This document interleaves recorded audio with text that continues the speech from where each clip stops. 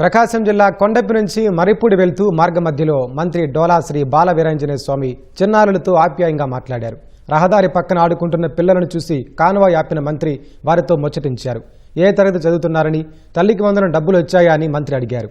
నగదు అందిందని చిన్నారులు సమాధానమిచ్చారు. బాగా చదువుకోవాలంటూ పిల్లలకు మంత్రి సూచించారు.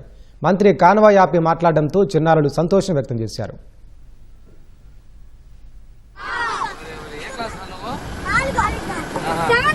ఏం తగ్గిపెట్టి అక్కడికి మీరు కాల్తే చేతులు కాల్తారా మెమ్మ డబ్బులు వచ్చినా తెలుగు మీ చెల్లెలు తమ్ముళ్ళు ఒక్కడికి 39,000 వచ్చిందండి. ఇప్పుడు 39,000 రేపు ఇక కట్టండి డబ్బులు